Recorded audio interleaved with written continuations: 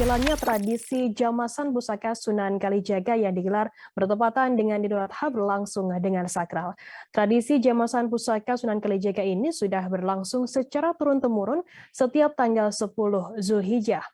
Minyak jamasan yang dibuat dengan bahan dan cara yang khusus dikirap dari pendopo pangeran ke makam Sunan Kalijaga dengan diiringi lagu lir-ilir ciptaan Sunan Kalijaga.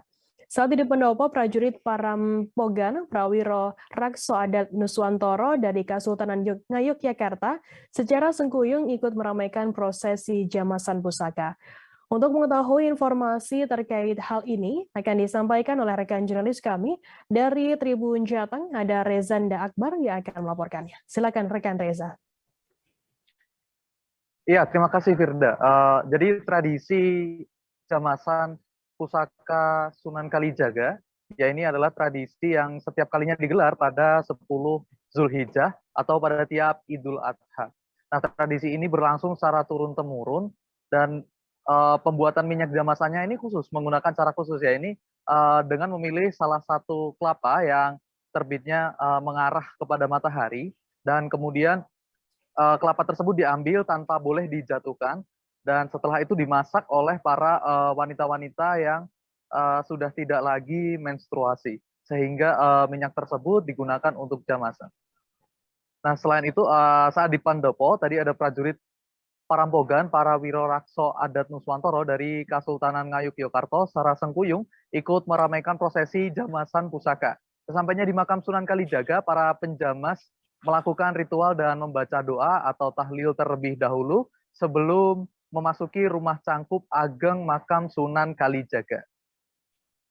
Ketua Yayasan Sunan Kalijaga Kadilangu, Raden Purwadi Nugroho, usai jamasan, mengatakan proses ini adalah kegiatan adat turun-temurun keluarga keturunan Sunan Kalijaga. Ada 2 pusaka yang akan dijamas, yakni Kris Kiai Carubuk, ageman Sunan Kalijaga yang dibuat oleh adiknya Sunan Kalijaga, dan kemudian ada Rompi Kutang Antakusumo. Penjamasan yang dilakukan di rumah cungkup ageng makam Sunan Kalijaga dilakukan dengan cara khusus. 7 penjamas akan masuk dalam ruangan tertutup dan juga menjamasnya dengan mata tertutup. Penjamasan pusaka Rompi Kutang Antakusumo dilakukan yang pertama, tentunya dengan mata tertutup karena itu adalah wasiat langsung dari Sunan Kalijaga.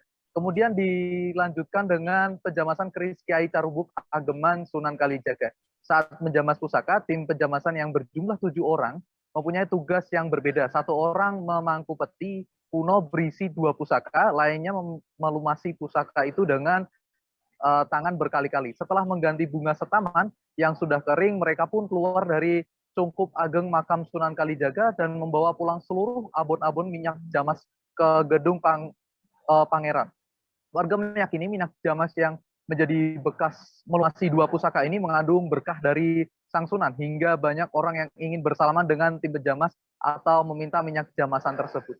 Jadi usai menjamas, para warga sudah menunggu dan berebut untuk menciumi tangan para penjamas. Itu karena minyak jamas yang digunakan masih menempel di tangannya dan masyarakat meyakini bahwa mencium tangan penjamas usai menjamasi 2 pusaka tersebut dapat mendatangkan keberkahan tersendiri. Jadi sebelum Sunan Kalijaga atau Raden Said wafat telah meninggalkan amanat kepada anak cucunya untuk menjamas 2 pusaka tersebut dengan mata tertutup dan menyimpannya kembali di antara pusara makamnya. Jadi seperti itu Firda. Jangan lupa subscribe, share, komen, dan like ya.